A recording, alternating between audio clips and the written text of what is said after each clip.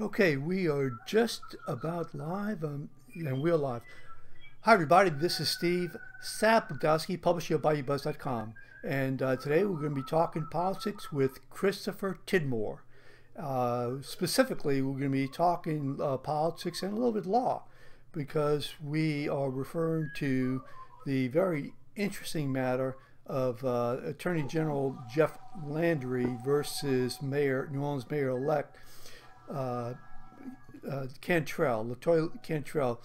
Good morning, Christopher Tidmore. How are you doing today? And tell us, where are you right now?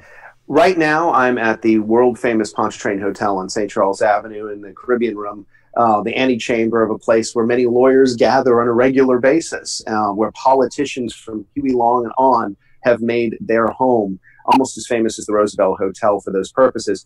And it's kind of interesting that we're here because some of the high-end lawyers that are representing LaToya Cantrell, like Billy Gibbons, this is one of their favorite hotels. We're here to talk about what's going to happen tomorrow morning, which is a football match on par with anything the Saints are facing tonight. And that is state prosecutors for Attorney General Jeff Landry appearing before Orleans Criminal Court Chief Judge Laurie Wright and asking for a change in venue, an ad hoc judge to be able to prosecute this so-called case on the credit cards. It's a challenging request to basically say LaToya Cantrell is too connected to every judge in town. Admittedly, the magistrate head for the criminal court is her father-in-law, Harry Cantrell. So there is at least a case there. The challenge that Jeff Landry faces is the fact that he believes that he is only targeting LaToya Cantrell. This is not a mistake the legislative auditor is making. The legislative auditor has come in and subpoenaed the credit card records of each and every council member. And what they've found... Wait, yeah. Let's back up just for a second, if you don't Sure. mind. And why don't you just give us a 50,000 mile overview in terms of how we got here? All right. Every council member and their chief of staff is issued a credit card for office expenses. They have a discretion on what they can use for office expenses, but it has to be office related. At least that's what the law says. Could be trips, could be that. Several council members have used their office credit card for office materials, believing that they are buying cheaper than what the city is able to get through its official procurement arm, which does raise a lot of questions about the contract. Sometimes, usually a mass contract is a better price. Apparently that wasn't so. Others have used it for travel to go to various conferences and have gotten reimbursed. The city has paid those bills. What has happened as a practice that every single council member has done is put, quote, private expenses on the credit card. Now, this is a bit of a gray area. And what I mean by that is private expenses can mean a lot of different things. Case in point, last Thursday night, I was with two prominent Jefferson Parish politicos who were decrying what was going on, was asking me what was happening. We're having dinner. And I said, and he said, well, Stacey Head's not guilty of this. I said, well, she is. But I said, you look at the guilt in this situation. I said, for example, she bought a refrigerator and filled it with Cokes and soft drinks for her staff, and she paid it back. That's a distinctly private expense. But it was for her staff to have drinks, to have cold drinks during the day in the hot of summer in their office, so their productivity went up. She paid for it. It's a private expense for a public purpose. Take that extend to LaToya Cantrell. She bought turkeys for constituents for a turkey dinner, paid for it, private expense, but it was in her capacity as a public official. Cantrell's problem is she did it more than everybody else, considerably more. And she didn't pay off the final expenses until she qualified to run for mayor, the last $4,000 of the $9,000 in disputed expenses. So Jeff Landry is pursuing this case that she broke city ordinances on the use of the card, state ethics laws, so on and so forth. And he has come to the conclusion that he cannot get a fair judge in Orleans Parish. Now, Jeff Landry is used to taking political risk. Ever since he ran for Congress, when he ran for Attorney General, he's used to rolling the dice. This is a heck of a dice to roll because effectively he's going into a court whose en banc tends to be African-American chief judge, and saying that the newly elected mayor of New Orleans, who was elected by the people knowing this whole situation should be prosecuted outside of Orleans Parish for what is effectively an Orleans Parish ordinance, though there are state ethics laws involved here as well. And that is a mountain to climb. It doesn't mean he can't do it. It means it is. And the first question out of Lori White's mouth is, what about the rest of the council? Which he is not investigating. The legislative auditor is. So this is a much more complicated case than it may appear at first glance. And how this plays out legally is going to be, it's difficult for LaToya Cantrell, no matter how you play it. The last thing she wants in this long 6-month transition is to deal with a legal case. But it's not quite as perilous as the Attorney General makes it out to be, because you have to attest that there was criminal intent. And since this was something that was commonly done amongst the council members for various points, it's hard to determine criminal intent, especially if this is considered unfair individual prosecution. So how much is outstanding in terms of, as I appreciated, what she's saying is that there was gray area, and so out of the abundance of caution, she went ahead and she calculated those that just might be, say, personal expense that have not been reimbursed. So what is the overage that has not been reimbursed? It depends upon a few of her trips where she spoke as a council person. Some of the arguments are made, those weren't official trips, but she was appearing as a council person, speaking at a various body that may not be related directly to her council business, was promoting the city. One particular thing is going to be rather small. She paid for her TSA fast track, being able to board planes quickly on her credit card. And that was one of the gray areas. Her argument is almost all of her travel is for her council job. She doesn't really do any other plane flights. She says, basically, if I want to go travel myself, I drive in the car down to the beach or something. And that comes in. Overall, I mean, you could say that some of her trips may have been out of the ordinary, but I will point out that Mayor Mitch Landry just went to Paris. And that was a city official trip. So the fact that LaToya Cantrell spoke to a conference in Hawaii is not all that out of the norm. Stacey Head, Jason Williams, all have spoken at conferences before too. So this isn't a situation where she's paying her mortgage with her city credit card. There is a case here. There's no doubt about that.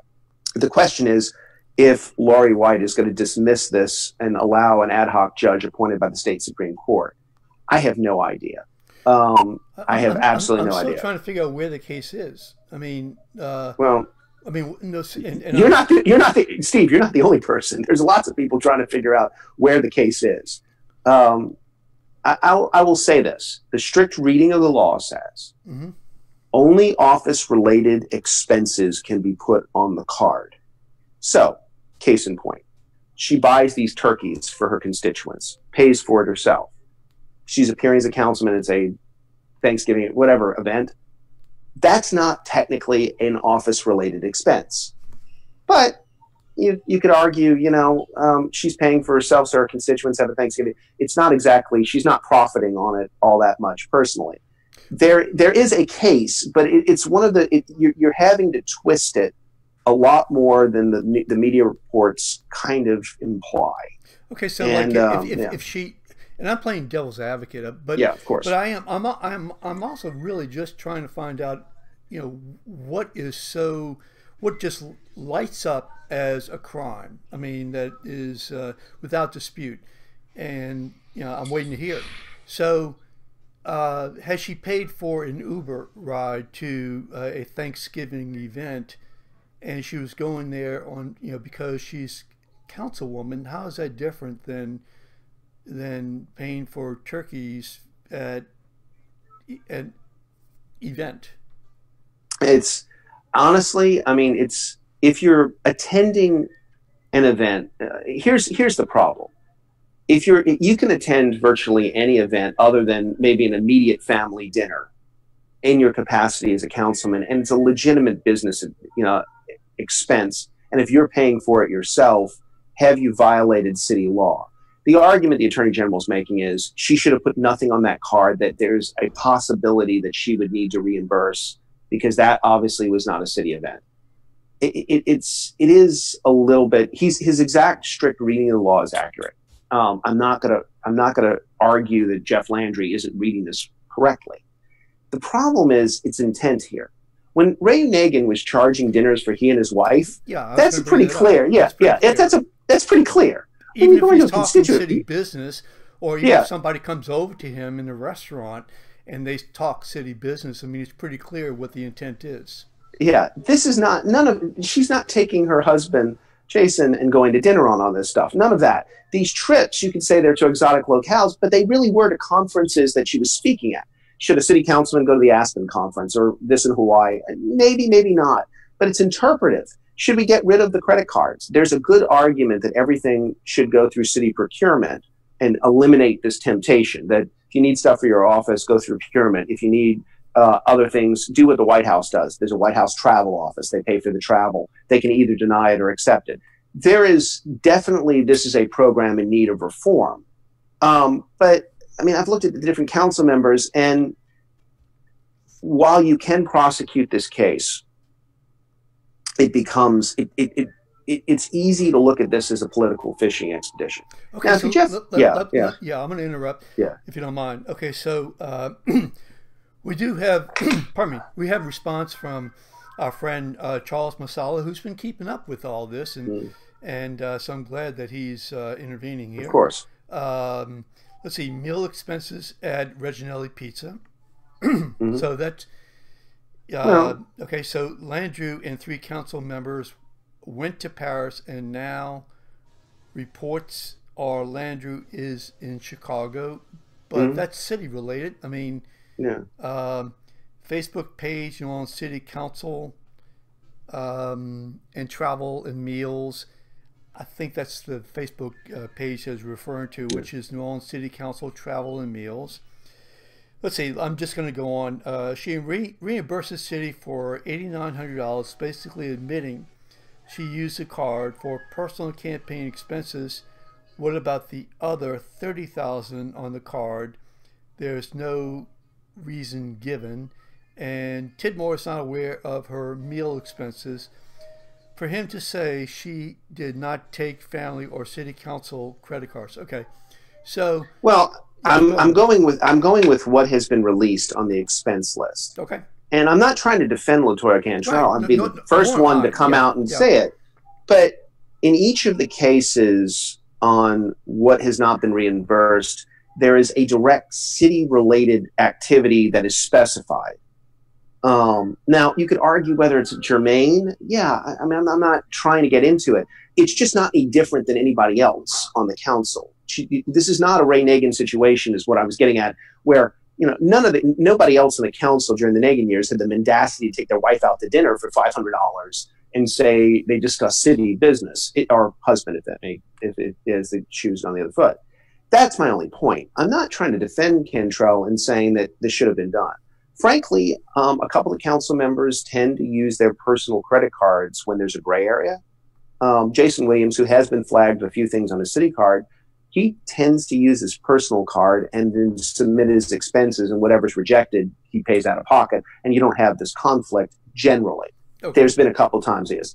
That's a better policy. That's the policy, frankly, I'd like to see for every council member, to where that's how it usually works. If you're not going to go through a central office, you can submit your expenses. If it's rejected, it's rejected. And there's no question about who's paying the fees on this.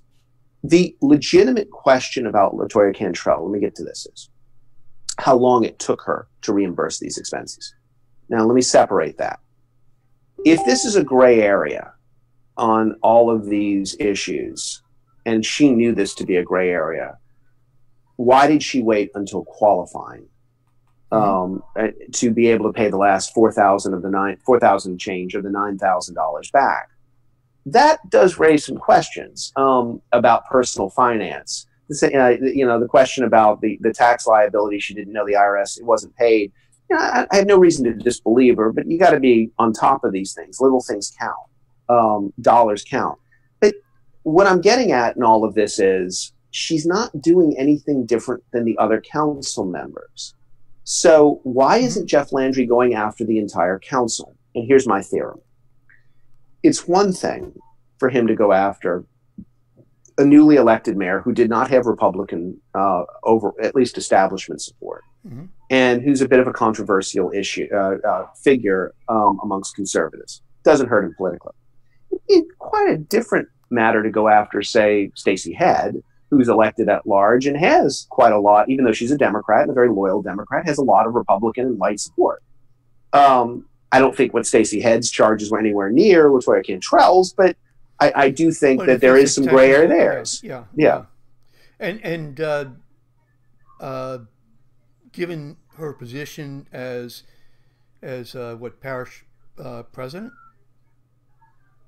Well, you mean Stacey Head? Yeah. Is at large? You mean a councilman at large? Well, I mean, yeah, at large. I'm sorry. Yeah, a councilman at large. But yeah, she's elected citywide. Yeah. Didn't she serve as president of the council though? She was president. Because the two at-large councilmen they alternate the presidency between the two of them. So she served as president of the council, so not she has parish a president. Responsibility also, though. Yeah.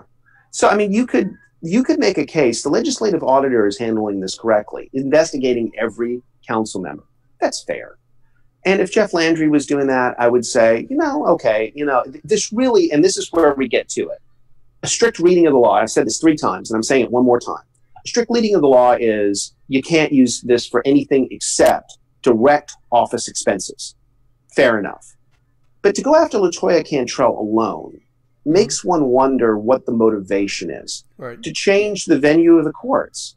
Look, Laurie White is not a long-term friend of LaToya Cantrell, as far as I know. And I kind of know the political relationships between people in town. They're not enemies. They're just not. There's no particularly close relationship to recuse. So you're telling me there's not one judge out of 12 on the criminal court who could review this? Well, how many actually recused, or how many refused to sign the subpoena?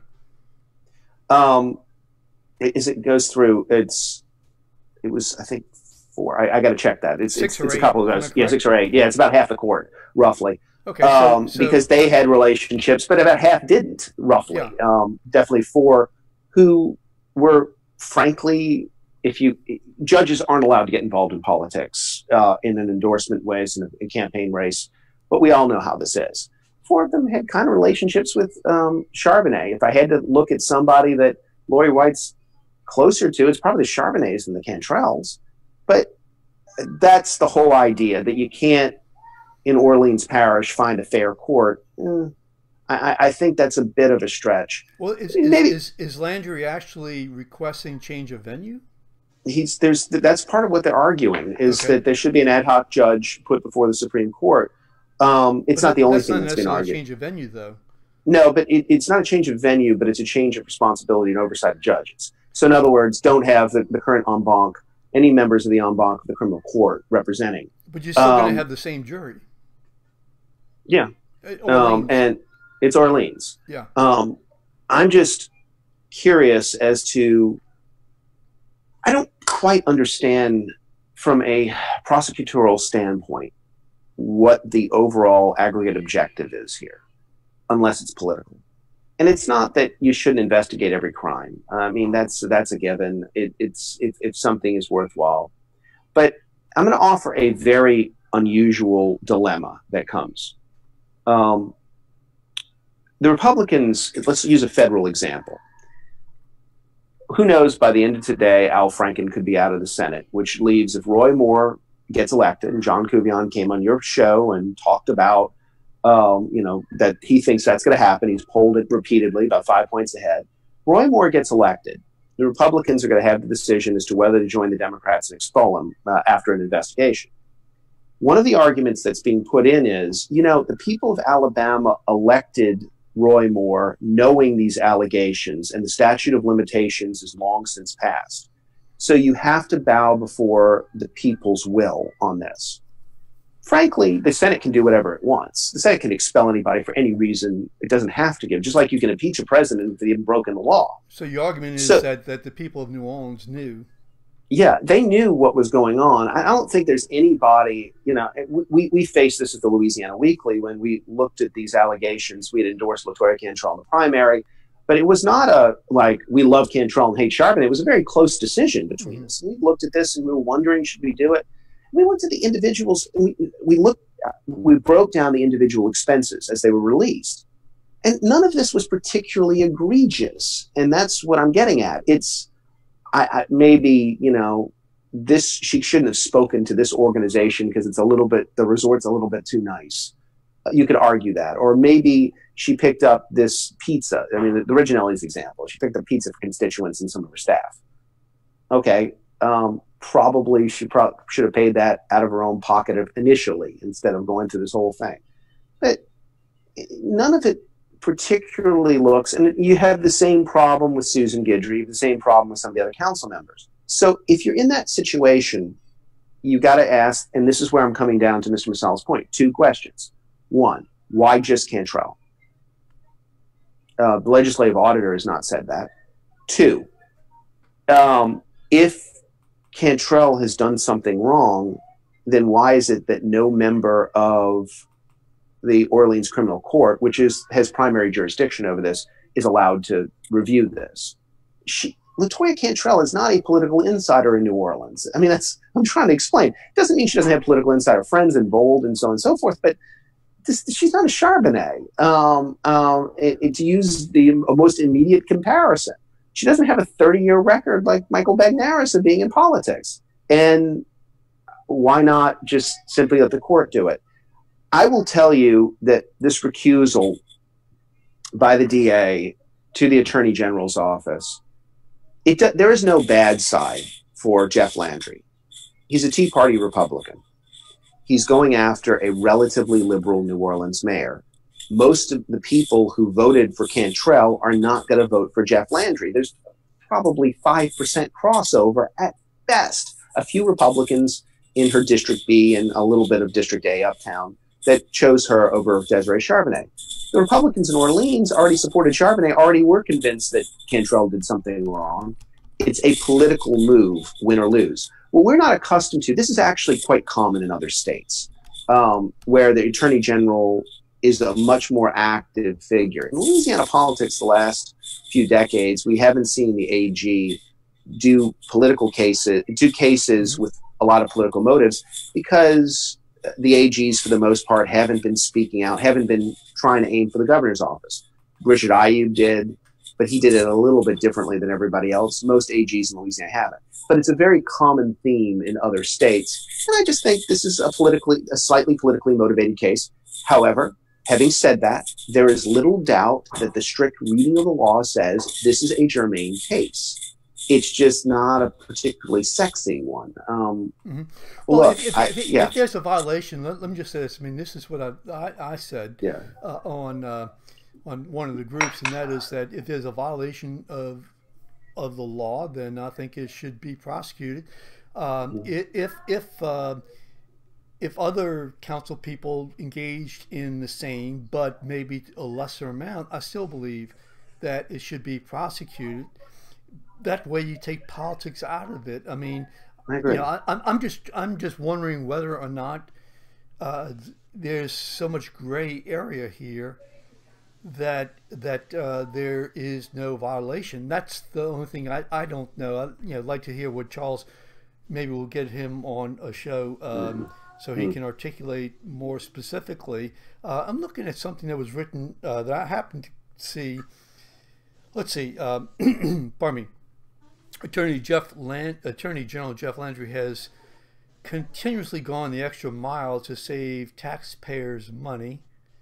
His spokesperson said, but according to the headline, this is from Bayou Brief, and of course that is Lamar White's. The extra mile Jeff Landry charges taxpayers for his drive to work.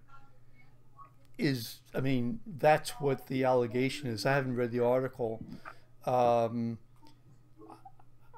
Is that an issue? I mean, honestly, I've known plenty of statewide elected officials who charged mileage, who basically commuted to Baton Rouge. Yeah. I mean, Melinda Schwegman used to do it because she commuted to work every day from Metairie.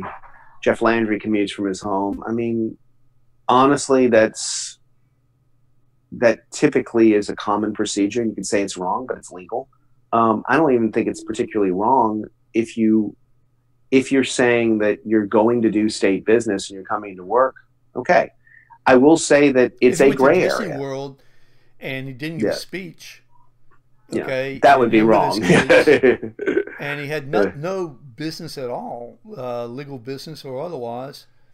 Then that certainly is different. I wonder if Jeff Landry's going to go after Bobby Jindal for some of his campaign travels.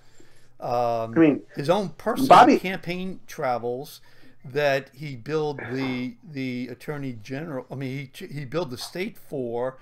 And the state police into hundreds of thousands of dollars. I'm just wondering whether or not he's going to do that. I will tell you that, I mean, Bobby Jindal, there were some gray areas in his travel expenses where he mixed state-related officials with this that nobody said a word of. And to be honest with you, that's what you get.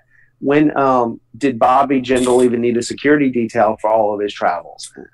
I don't know if ISIS is going to go after the governor of Louisiana, but who knows? The law allowed him to do that. And the law allows a certain prosecutorial discretion on these areas. Intent matters.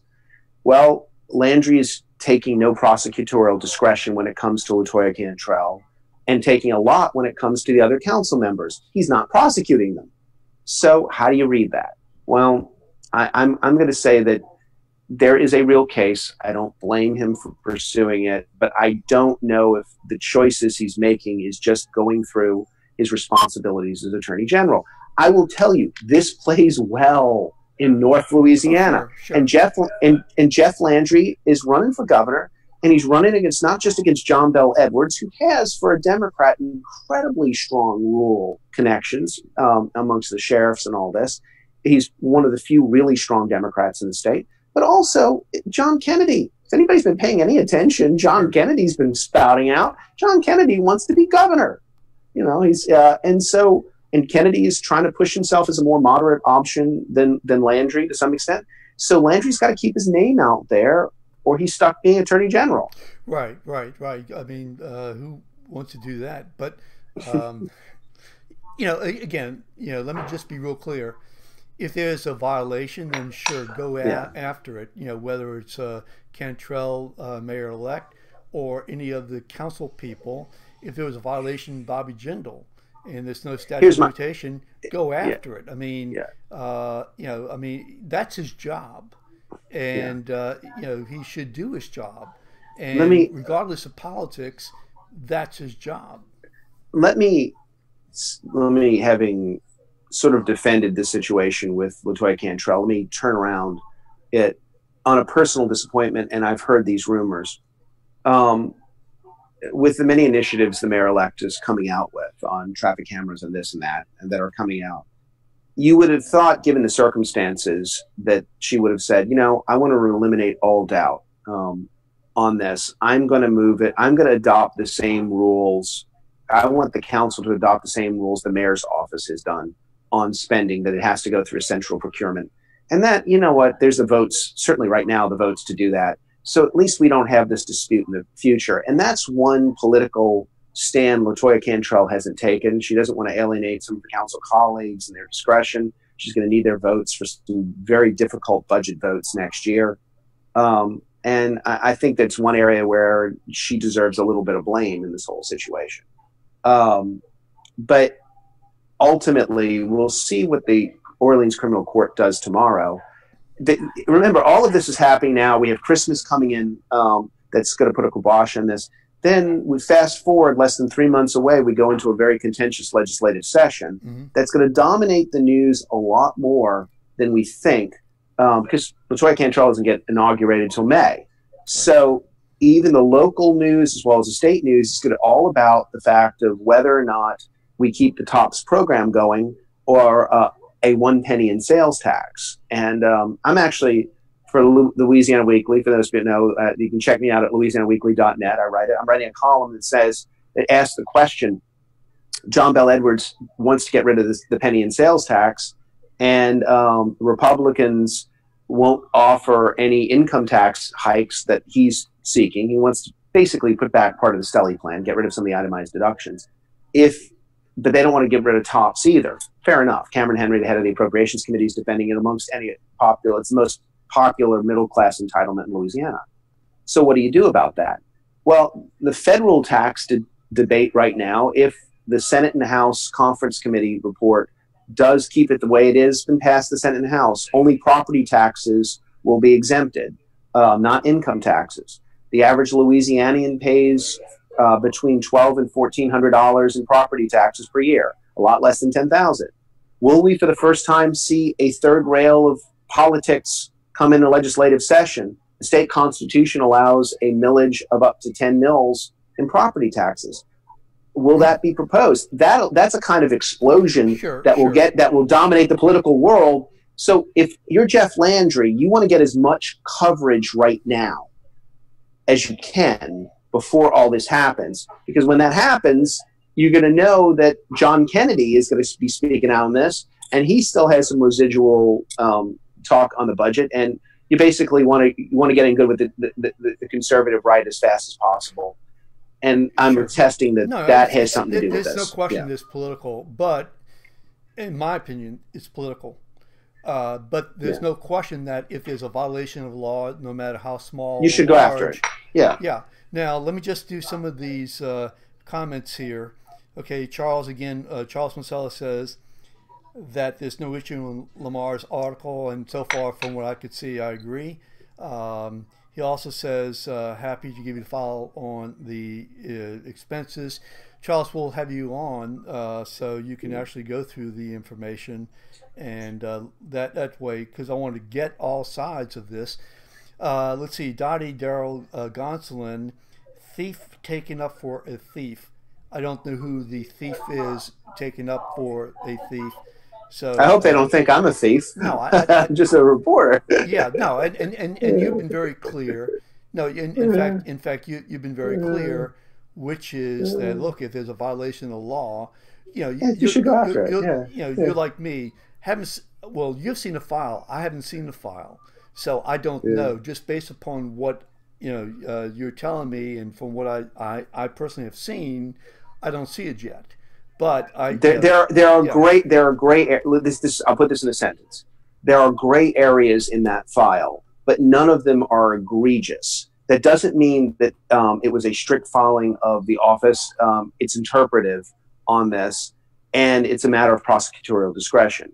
But my only point is what I cannot understand from Jeff Landry's standpoint, from a legal standpoint. I understand from a political standpoint, but from a legal standpoint, if you go after the mayor-elect for her actions as a council person, why aren't you going after the other council people? No one has given me a sufficient answer, except that could hurt Jeff Landry politically. And if anyone has an answer on our boards today, Steve, I'd love to hear it. Okay, so right now we're talking to Christopher Tidmore, and you're at the world-famous Pontchartrain Hotel. Yeah. The world-famous Pontchartrain Hotel in St. Charles Avenue in the Caribbean Room. People gather. You hear some jazz behind me. And it's a gathering place of not only politicians, but much of the legal community will often come here and chat. It's sort of a place. So it was appropriate for this particular conversation today that we ended up doing the show from here. And I want to thank the Pontchartrain Hotel for hosting us. Sure. So let's talk about one other thing, and then we'll call it a day, and that is the attorney Gibbons. Now, Billy Gibbons is, by the way, one of the great legalistic masters of the bar that I have ever seen. What he's able to do, both on and off the courtroom, is pretty extraordinary. He's a very gifted criminal attorney. So he actually did a great job in helping the trash man. Mm-hmm. Fred Hebe. Oh my God.